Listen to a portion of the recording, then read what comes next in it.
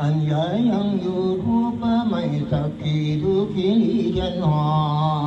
ทั่วทุกห้องอาจากกาวันทั้งวิมานปราสา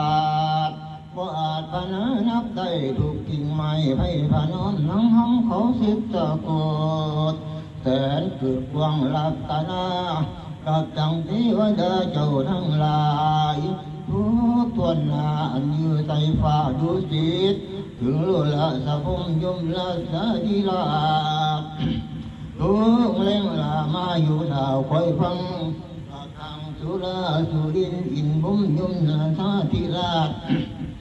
ยมละสาธิราชความนโมเทวะอันคุ้มค่าทั้งหลายในคงเกิดท่านจะตวงมหาราชิกาสันตัมทุกสัตตัมภะกองคือว่าเท่าตาลักขาเท่าหรือปักขาเท่าคุเวระพญาเวสสุวรรณกุมพันคันธยักษ์อาหาเทวดา